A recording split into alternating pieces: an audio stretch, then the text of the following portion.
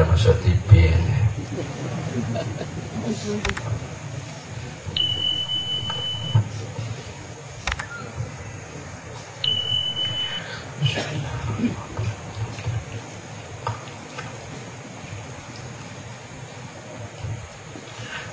Assalamualaikum warahmatullahi wabarakatuh. Alhamdulillah wal awwalu bila ibtidaa wal akhiru bila intihaa. Wassalatu wassalamu ala kutubil anbiya'i wal awliya di ahli safa wal wafa rahmatan wa shifa likulli siqami wa jila wa ala alihi wa sahbihi ma damatil ardu was sama. Qala Allah ta'ala fi kitabihil karim, a'udzu billahi minasy syaithanir rajim. Law istaqamu 'ala at-tariqah la aqasnaynahum ma'an ghadaqa. Wa qala Rasulullah sallallahu alaihi wasallam, addibu awladakum 'ala salasati khisalin, hubbi nabiyyikum wa hubbi ahli baitihi wa qira'atil Qur'an. Sadaqallahul azim wa sadaqallahul habibul karim wa nahnu ala dhalika minasyahidin wa syakirin walhamdulillahi rabbil alamin. Al-muhtaram wa ustazuna Kiai Haji Abdul Mu'izz Qurnain, kita doakan semoga beliau sehat dan panjang umur. Yang saya hormati Kiai Haji Rusli Qurnain, para asatiz wa asatizah, muallim wa muallimah. Yang saya hormati Bapak Bupati Indragiri Hilir, Bapak Wardan, kita doakan juga semoga beliau sehat dan panjang umur. Amin.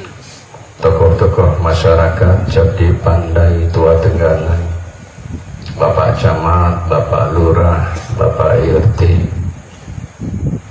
wabil khusus Ketua Panitia Perayaan Haul Sayyidina Syekh Abdul Qadir Jilani Desa Tembilahan. Yang saya hormati guru-guru kita yang hadir dari Kuala Tungkal, guru kita Kiai Haji Abdul Hakim, Kiai Haji Fakhruddin Nur, abang kita Haji Abu Bakar Jamalia juga hadir bersama kita. Kebetulan mohon maaf, saya juga bawa jamaah kami dari Jambi. Ada Bapak Bambang, mantan Kapolda Provinsi Jambi. Tegak Bapak. Alhamdulillah beliau ikut ngaji dan pengen tahu mana Indragiri Hilir. Rupanya sampai di sini banyu naik. Alhamdulillah, pokoknya sama tungkal caram juga. Alhamdulillah juga kami bawa dari Jambi Ustaz Edi Suwarno. Kami datang dari Jambi, Pak Bupati, ada 2 mobil. Saya pikir jalannya enak, rupanya 9 jam. Sakit gurit. Untung ulah Tuhan mengkada lawas, kada bisa lawas pingsan. Alhamdulillah ditakdirkan saya bisa bertemu Tuan Guru kita, Tuan Guru Kiai Haji bincang-bincang dengan beliau. Saya bilang saya ceramah bagi dua aja lah, separuh surat. Kata beliau pada akun. Saya tidak lama-lama, insya Allah jam 1 selesai.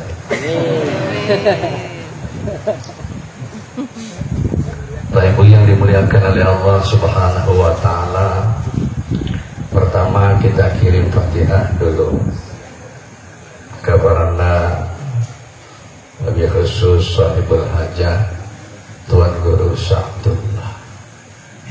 Hampir 10 tahun lebih kami bersama beliau, sama ayah kami juga di sini. Marilah kita kirimkan Fatihah kepada beliau. Al-Fatihah.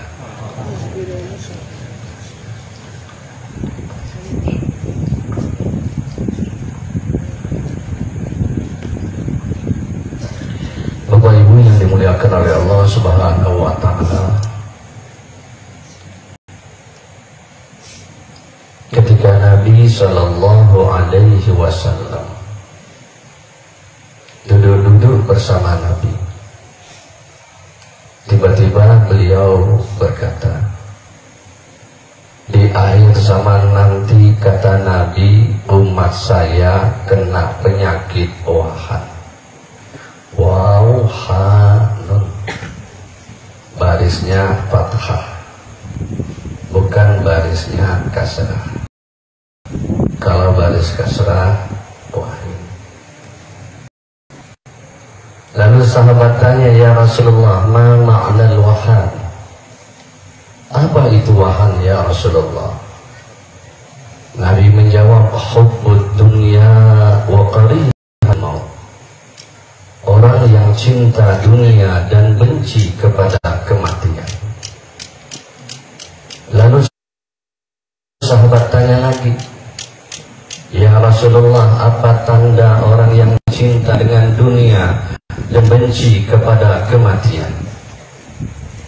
Nabi pun meneruskan hadisnya. Kata Nabi, hidupnya maliyah, materialistik. Orang hebat diagung-agungkan ketika dia punya harta. Orang disanjung-sanjung ketika dia punya materi. Tapi ketika harta dan materinya tidak ada, mulailah dia dicampakkan dalam kehidupan masyarakatnya. Materi adalah penting, tapi menjadikan materi dalam kehidupan kita tidaklah terlalu penting. Ada orang yang biasa-biasa saja hiduplah. Ada orang yang mohon maaf terlalu menggebu dengan dunia, dunia juga tidak dapat. Lalu sahabat tanya, ya Rasulullah, orang yang semacam ini cirinya apa? Kata Nabi, tanda orang yang hidupnya materialistik, hidupnya maliyah itu adalah enggannya sedekah, akan zakat. Padahal kalau kita buka dalam Al-Quran 6.666 ayat, 114 surah, 30 juz, hampir 26 kali ketika Allah bicara aqimus shalah wa atuz zakah. Sepian bisa buka Al-Quran, itu hanya 26 kali. Itu dia UIN Jambi, itu ada namanya Mu'zam Al-Fas Al-Quran, karangan Syekh Muhammad Fuadi.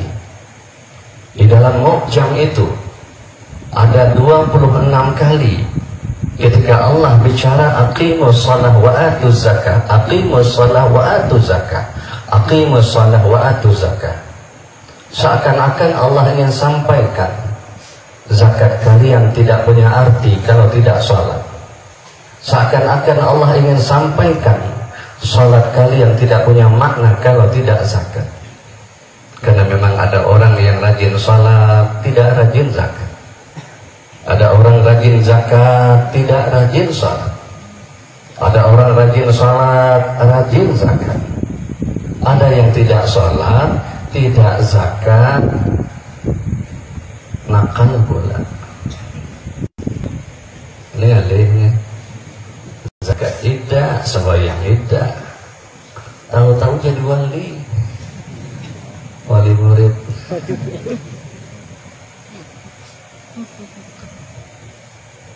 Kalau kita lihat pernyataan hadis ini, bahwa sesungguhnya orang yang terlalu materialistik, mohon maaf, hampir dihantui dengan harta. 24 jam pikirannya duit itulah, kata orang awak pitih. Tidak ada yang lain yang dipikirkan, uang. Kalau dia ke kantor, uang yang dipikirkan, sembahyang, uang yang dipikirkan, kemana-mana, uang yang dipikirkan. Maka kata ulama-ulama sufi, jangan menjadikan harta dalam hatimu, tapi letakkan dunia dalam genggamanmu. Saya ingat betua nenek kami, Tuan Guru Ahmad Mughni, dalam risalah tulisan beliau yang pernah ditulis oleh anak-anak beliau, Kiai Haji Abdul Salam, adiknya Tuan Guru Bahir. Salah satu pernyataan beliau itu adalah, jangan masukkan dunia dalam hatimu, tapi kan masukkan dunia dalam genggamanmu. Orang kalau harta dalam genggamannya bisa dia lepas, tapi kalau dunia dalam masuk hatinya tidak akan lepas. Kenapa orang sholatnya tidak khusyuk? Kenapa orang sembahyangnya tidak khusyuk? Kenapa doanya tidak makbul? Karena sebabnya dunia masuk dalam hatinya. Takbir Allahu Akbar. Motor di luar mulai ini, keluarga adakah? Keluarga adakah? Berbanyak kucing naik di atas motor. Orang kalau menjadikan dunia dalam hatinya pasti tidak akan tenang. Tapi kalau orang menjadikan dunia dalam genggamannya, pasti dia bahagia dunia wal akhir. Hadirin hadirat rahimakumullah. Saya tadi sempat mengambil dalam satu tulisan yang ditulis oleh Abdullah ibnu Mubarak. Kata beliau, hampir para aulia Allah hidupnya itu adalah zuhud.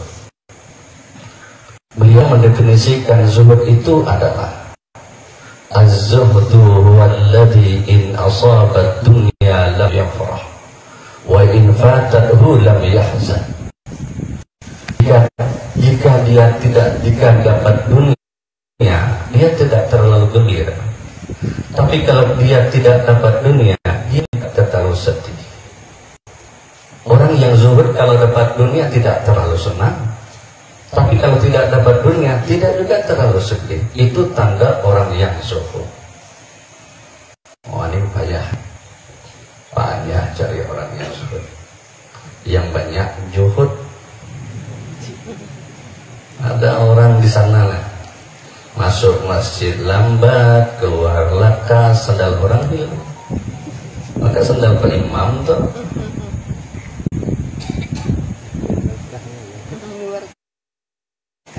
Ada satu paham, mohon maaf, mudah-mudahan tidak masuk di tembilahan. Perempuan afdal sembahyang di rumah. Perempuan afdal sembahyang di rumah. Difikir sedikit. Perempuan afdal sembahyang di rumah kalau suaminya sembahyang di rumah. Tapi kalau suaminya sembahyang ke masjid, anaknya ke masjid, menantunya ke masjid, mertuanya ke masjid, maka istrinya harus sembahyang ke masjid. Dulu ada kasus di masa Nabi, seorang perempuan Arab itu suka pakai gelang kaki. Wanita-wanita Arab itu suka gelang pakai kaki. Itu tanda perempuan Arab si ting-ting. Ketika dia masuk masjid, ada laki-laki. Oleh Nabi dibilang, ibu jangan sholat masjid, ibu yang tadi. Kenapa? Dalam masjid ada laki-laki, timbul fitnah. Tapi kalau di kampung kita di sini, nantuha-tuha ke masjid, siapa anaknya yakin? Ya ini. Jadi artinya, mohon maaf, tidak sah kalau perempuan sholat ke masjid. Walaupun secara hukum fikih laki-laki yang soleh adalah laki-laki yang sholatnya ke masjid. Maka kalau ada laki-laki sembahyang di rumah, sholihah.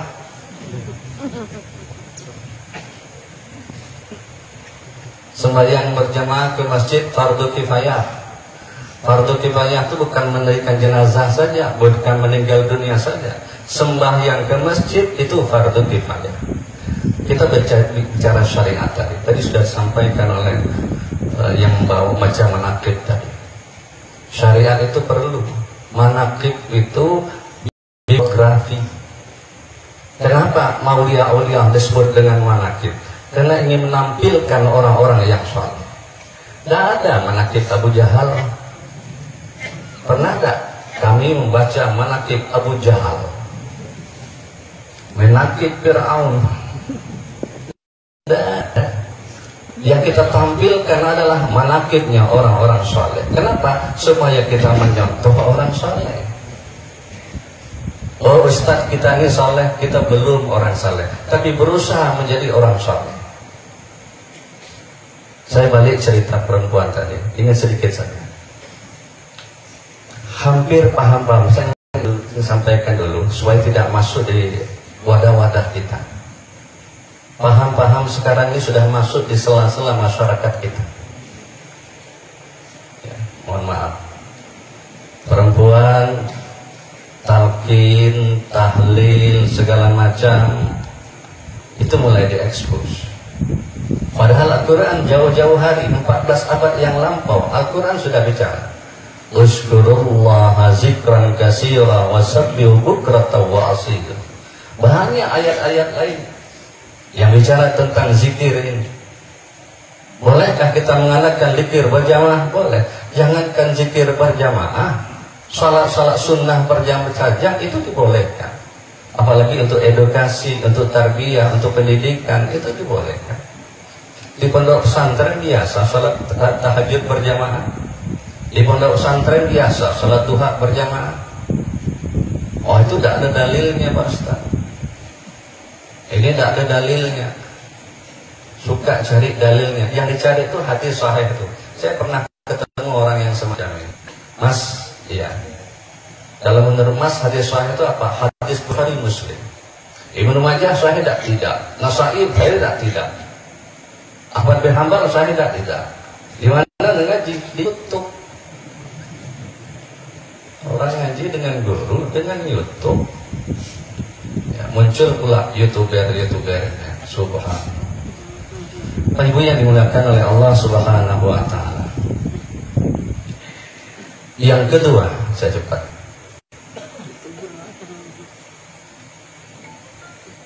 Salah satu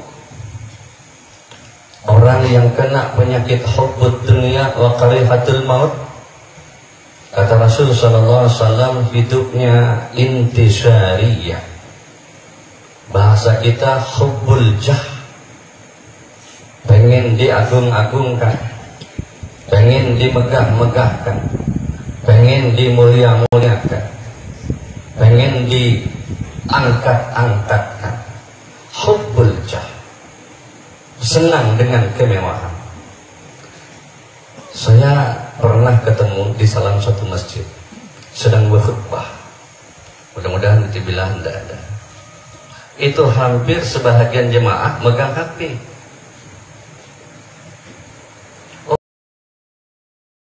HP, SMS-an pulang tuh. Ada kawan di sana SMS, takutnya di sana khatibnya panjang, di sini sama juga. Subhanallah. Padahal mendengarkan khutbah itu sebuah luar biasa.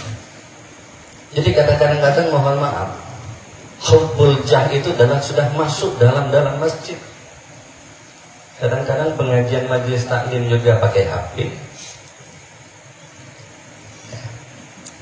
Jadi kadang-kadang kita ini susah.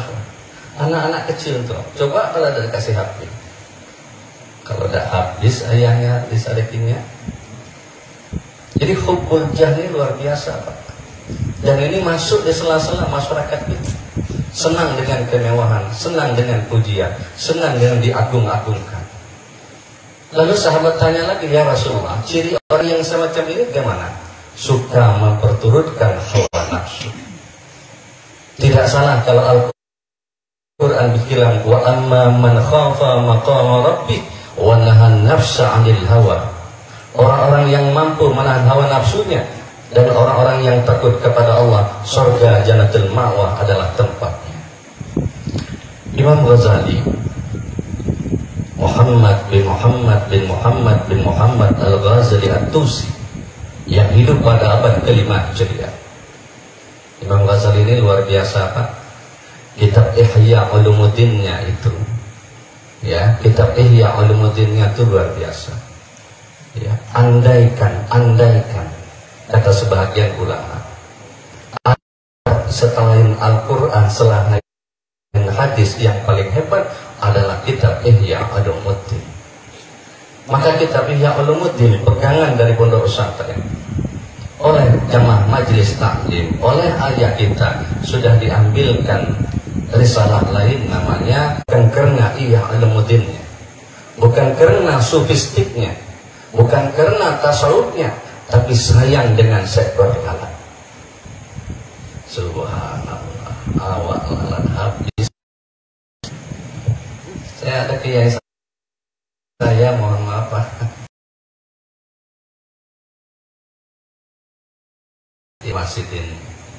Assalamualaikum, waalaikumsalam. Masuk. Belumlah rumah kiai dulu, beda kiai sekarang. Kiai dulu, mohon maaf, hatta pernah beliau bilang, saya tidak banyak uang untuk sedekah, saya nak sedekah darah untuk nyamuk. Subhanallah. Nah, jadi kalau nak jadi wali, nah, nanti silakan nyamuk.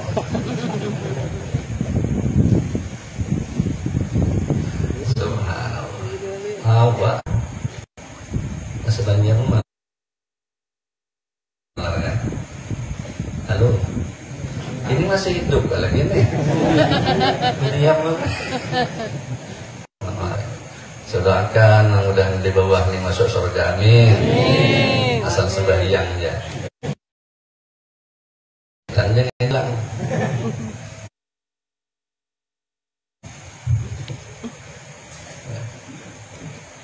Jadi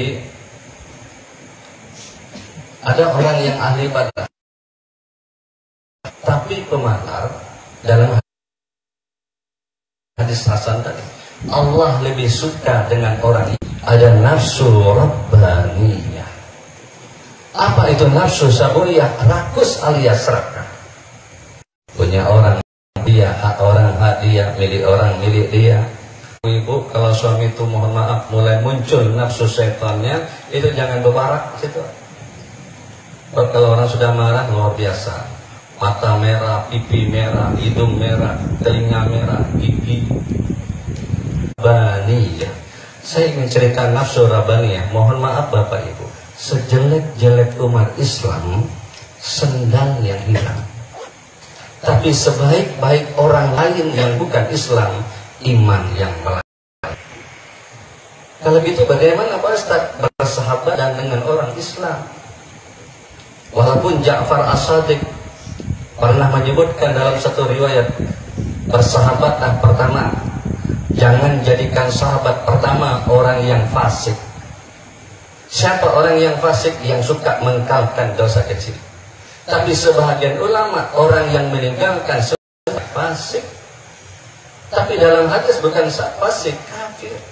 Mantar kasolata muta'amidan fakat kafara ziharan. Siapa orang yang meninggalkan sembahyang dengan sengaja, ziharan, kafir yoyonian. Tak boleh jadi saksi. Maka mohon maaf kalau sempian jadikan saksi anak dipilih-pilih. Jangan gasing-gasing dia. Tukang main balak 12 nopak, balak 12 saksi. Ada balak 12 mati. Tahu-tahu jadi saksi. Salawar handap jadi saksi. Main kelotok jadi saksi. Sah makna sah, entah apa sah. Tahu juga. Ya. Jadi hati-hati. Makanya orang dulu mohon maaf, untuk jadi saksi nikah itu orang yang ahlul ibadah, orang yang suka ke masjid. Orang yang suka ke masjid pasti orang baik. Tidak ada orang masjid maling, itu tidak ada. Bapak Ibu yang dimuliakan oleh Allah, nafsu rabbani. Bagaimana menusuk nafsu rabbaniyah? Salah satu adalah zikir. Jadi apa yang disampaikan oleh guru-guru kita, lebih khusus dari tuan guru kita Kiai Abdul Muiz, yang menyampaikan zikir-zikir itu tidak salah. Beliau dapat dari ayah kami dari gurunya Syekh Kiai Haji Nawawi Al-Barjani. Syekh Nawawi Barjan dari gurunya Syekh Karim Bantani. Syekh Karim Bantani dari gurunya Syekh Az-Zarkasi. Syekh Zarkasi dari gurunya Syekh Khatib As-Sambasi. Syekh Khatib As-Sambasi sampai kepada tingkat yang ke-19, Syekh Abdul Qadir Jilani. Syekh Abdul Qadir Jilani dari ayahnya Abu Saleh Al-Janki, terus sampai ke atas kepada Sayyidina Hasan, Sayyidina Husin. Sayyidina Hasan, Sayyidina Husin kepada ayahnya Ali Muhammad Ali Abi Talib. Ali Muhammad Ali bin Abi Talib, terus kepada Rasul sallallahu. Rasul kepada malaikat Jibril kepada Allah Jalla Jalla. Ini yang disebut dengan sanamah bismillah tawakkal zikir hasanah. Maka baca doa zikir hasanah. Tapi ada lagi selamanya zikir derajat. Zikir yang zikirkan oleh guru-guru kita, itu namanya zikir derajat. Tujuannya apa? Untuk membersihkan hati. Semua ibadah itu untuk membersihkan hati. Suka berzikir, satu kali dia berzikir, maka Allah akan menyebut namanya 10 kali. Begitu seterusnya. Nah, dalam tafsir salaf itu yang tidak hancur kalau dia meninggal dunia. Siapa yang tidak hancur? Mulai Nabi tidak hancur, mulai Nabi Adam sampai Nabi kita Muhammad SAW, jasad yang tidak hancur. Nabi Adam itu usianya 1000 tahun, Nabi Nuh 950 tahun, Nabi Isa 33 tahun, Nabi Ibrahim 200 tahun, Nabi Ismail 135 tahun, Nabi Ishak 137 tahun. Sebulan ngapalnya nih, sebulan ngapalnya nih. Nabi tidak hancur. Kalau Bapak Ibu ke Mekah, ke Jeddah itu nenek perempuan kita. Ketika Nabi Adam turun dunia, terpisahlah Nabi Adam di India, nenek kita yang perempuan di Jeddah. Jadi Hawa itu di Jeddah, tidak Siti Hawa. Saya tidak kenal istilah Siti, itu tidak ada. Kecuali dia Sayyidi, ya Sayyidati. Sebenarnya ya Sayyidati. Tapi karena sebut Sayyidati, lama-lama jadi Siti. Ketika terpisah Adam di India, Hawa di Jeddah, 500 tahun baru ketemu. Ketemunya di mana? Di Jabal Rahmah. Maka semua jamaah haji ketika wukuf di Padang Arafah sampai ke Jabal Rahmah. Jabal artinya gunung, rahmah kasih sayang. Datang orang Indonesia, prasasti ditulis dengan tinta kah, dengan pena. Nang laki-lakinya Udin, yang lainnya lah Robert lah. Yang laki-lakinya Robert, yang bebiniannya Wincer. Tengah-tengah I love. Apa dia? Saya tanya, Mas, itu kalau tulis Robert dengan Wincer tujuannya apa? Supaya dapat kawin, maksud saya. Saya bilang nggak bisa kawin bisa ditulis. Kenapa? Ini berkahnya. Disinilah prasasti Nabi Adam Siti Hawa ketemu. Mudah-mudahan Robert dengan Wincer bulik nanti bisa kawin. Saya bilang kalau bisa kawin ada duitnya, ada maharnya, bisa kawin. Subhanallah. Itu cerita Nabi Adam. Saya cepatkan. Yang kedua, jasad yang tidak hancur, mohon maaf, alim. Alimun yu'malu bi'ilmih, orang alim yang mengamalkan ilmunya. Orang alim banyak, orang alim luar biasa. Tapi dari atas alim itu ada lagi salah satu, al-adab. Tidak salah kalau Nabi menyebutkan al-adabu fawqal ilmi. Orang yang beradab itu di atas daripada orang yang berilmu. Banyak orang yang berilmu, ilmunya tinggi, tapi akhlaknya rendah. Bukankah Rasulullah diturunkan ke atas muka ini untuk menyempurnakan akhlak, bukan untuk semata-mata mengkaji ilmu? Tidak salah kalau di pondok pesantren diajarkan ilmu-ilmu. Syarat ulama itu dua. Pertama ahli nahwu, kedua ahli syaraf. Kalau tidak bisa syarat, sulit menjadi ulama. Yang ketiga, jasad yang tidak hancur, muazzin. Jadi tukang azan tuh jasadnya tidak hancur tuh. Di langgar kita ini siapa azannya? Di langgar situ tuh.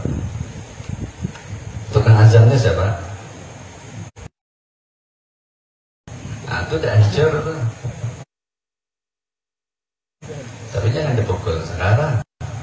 Kalau sekarang hancur lah. Muazzin jasadnya tidak hancur. Sebagian riwayat, mana dulu muazzin dengan imam masuk surga? Dulu muazzin. Kalau muazzin tidak azan, ada orang dititipkan uang 8 riyal. Dalam riwayat 10 riyal. Dimasukkan ke dalam saku, dijahit. Ikutlah dititipkan dengan musafir yang ingin berangkat ke Irak. Pesan daripada ibunya, wahai Abdul Qadir, satu pesan ibu, jujur. Apa Pak Ibu? Cari orang jujur di zaman sekarang ini susah. Makanya jujur terus lagi. Saya cepatkan, jasad yang tidak hancur siapa lagi? Al-Imamul Adil, pemimpin yang adil.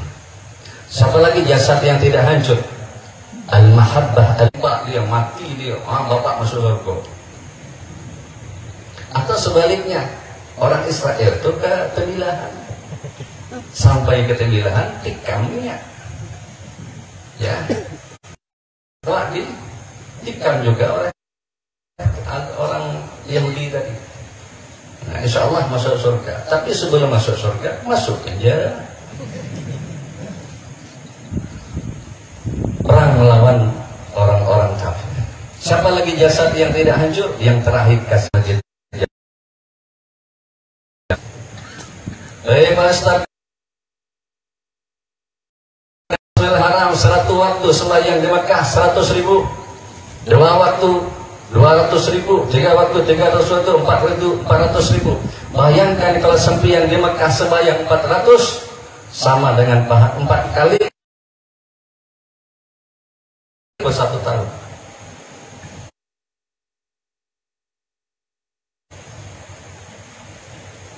Jadi kalau orang sembahyang di Mekah 4 waktu sama umurnya 200 tahun.